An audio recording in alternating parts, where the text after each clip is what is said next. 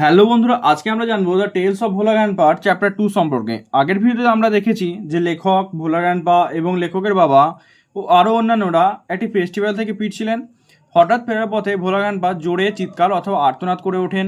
যখন তার আর্তনাদ সম্পর্কে আমরা জানতে পারি বা লেখক জানতে পারেন, তার কারণ হচ্ছে কি, ভোলা গ্র্যান্ডপা তার নাতির সঙ্গে ফেস্টিভ্যালে গিয়েছিলেন উৎসবে। সেখানে তিনি তার নাতিকে কোনো ক্রমে হাত ফসকে ফেলেন এবং তাকে হারিয়ে ফেলেন। ফেরার পথে যখন তার নাতির কথা মনে পড়ে, তখন তিনি আর্তনাদ করে ওঠেন। এরপর লেখকের বাবা তার দল থেকে কিছুজনকে নিয়ে গিয়ে তার নাতির খোঁজ শুরু করে এবং তাকে একটি গরুর বাচ্চার অথবা গরুর পেটের নিচে পাওয়া যায়, একটি কমফোর্টেবল জায়গায়। তো আজকের পর্বটি শুরু করা যাক। I remember another funny incident. আমার মনে পড়ে অন্য একটি মজাদার ঘটনা।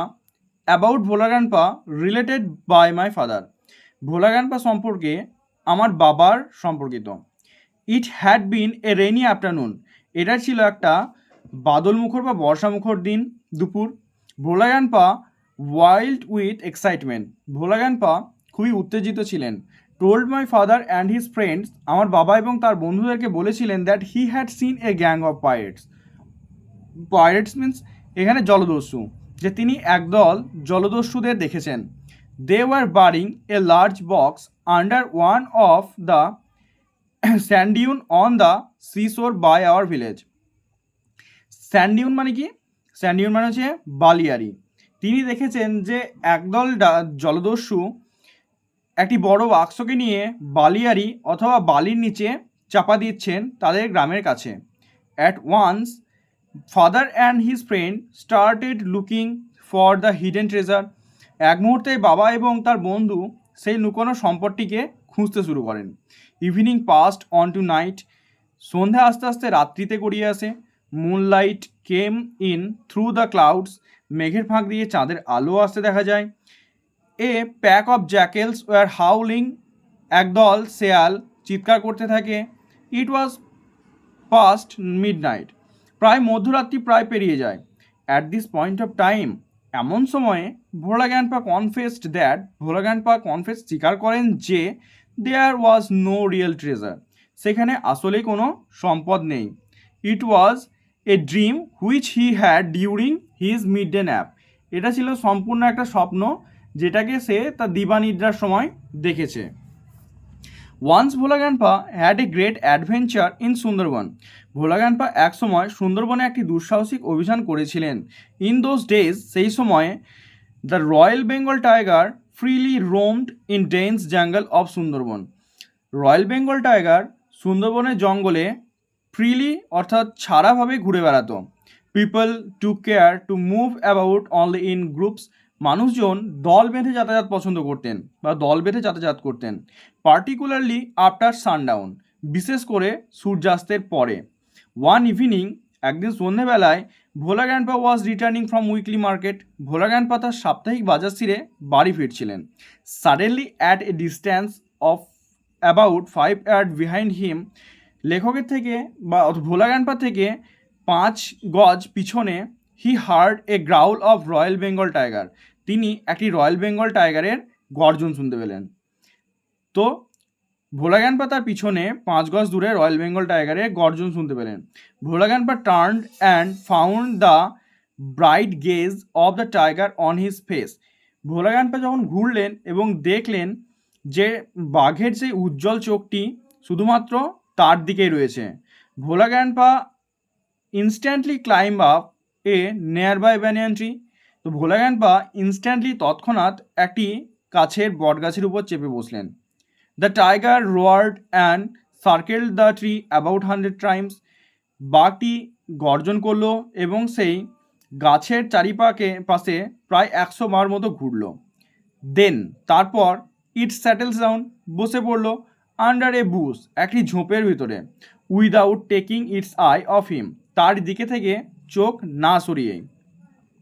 উইথ নাইটফল, রাত্রি পড়ার সঙ্গে সঙ্গেই, the forest grew dark and silent, জঙ্গলটি খুবই অন্ধকার এবং নিস্তব্ধ হয়ে গেল। Bhola grandpa could hear the tiger beating its tail on the dry leaves. Bhola grandpa শুধু শুনতে পাচ্ছিলেন যে বাঘটি শুকনো পাতার উপরে তার লেজে করে আঘাত করছে। আওয়ার্স পাস্ট, ঘন্টার পর ঘন্টা পেরিয়ে গেল। ডন ব্রোক, ভোর হলো with a cooing of doves, ঘুঘু পাখির ডাকে। Bhola grandpa came down, Bhola grandpa নেমে এলেন। There was a group of men on a mound a little away, সেখানে কিছুটা দূরে ঢিবির উপরে একদল মানুষ ছিল। Bhola grandpa climb the mound and requested the first men he saw for some water to drink.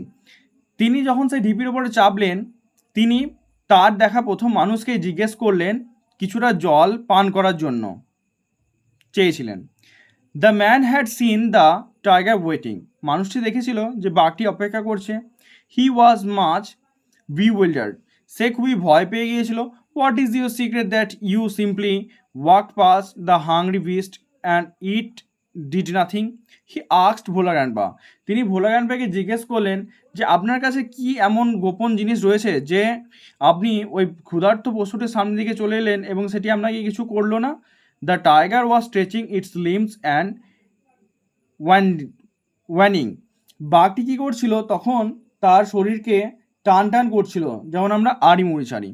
দেন তারপর Bhola grandpa remembered the tiger and looked at it, তারপর ভোলা গ্র্যান্ডপা যখন বাঘটি সম্পর্কে মনে পড়লো তিনি সেটার দিকে ঘুরে তাকালেন। Bhola grandpa almost lost his sense in fear, Bhola grandpa প্রায় তার জ্ঞান হারিয়ে ফেলেছিল ভয়ে। হি র্যান ব্যাক হোম, তিনি বাড়ি ফিরে এলেন। হাফ সেঞ্চুরি লেটার, অর্ধ শতাব্দী পর অর্থাৎ 50 বছর পর, Bhola grandpa left us for ever, Bhola grandpa আমাদেরকে ছেড়ে চলে গেলেন সবসময়ের জন্য। ওয়ান মর্নিং, একদিন সকালে, অ্যাট এ এজ অফ 95, প্রায় 95 বয়সে। হিজ 80 ইয়ার্স ওল্ড ওয়াইফ, তার 80 বছরের বৃদ্ধা স্ত্রী, ল্যামেন্টেড মাচ, খুবই কান্নাকাটি করছিলেন। সি সেড উইথ এ সাই, তিনি বলেছিলেন দুঃখের সঙ্গে, the old man must have forgotten to breathe, বয়স্ক লোকটি নিশ্চয়ই নিঃশ্বাস নিতে ভুলে গেছেন। তো পুরো গল্প থেকে আমরা জানতে পারি যে ভোলা গ্র্যান্ডপা ছিলেন খুবই সরল মানুষ এবং তিনি প্রায় জিনিসটি ভুলে যেতেন। যেমন তিনি তার প্রথমে নাতিকে ভুলে গেলেন, দ্বিতীয় ক্ষেত্রে তিনি সরলতার প্রকাশ পায় তার যখন তিনি বলেন যে তিনি পাইরেটসদের দেখেছেন যারা কিনা বালিয়ারের নিচে ট্রেজারকে পুঁতে রাখছিল, তাদের ধন সম্পদ লুকিয়ে রাখছিল, এটা ছিল তার মিড ডে ন্যাপ, দুপুরের স্বপ্ন। এবং তৃতীয় ক্ষেত্রে তিনি বাঘের ভয়ে গাছে তো উঠলেন ঠিকই, কিন্তু পরের দিন সকালে তিনি ভুলে গেছেন যে সেখানে বাঘ রয়েছে। তো তিনি নিচে নেমে এসে বাকিদের যারা তিনি একটু দূরে দেখেছিলেন ঢিপিতে, তাদের কাছে তিনি চলে গেলেন।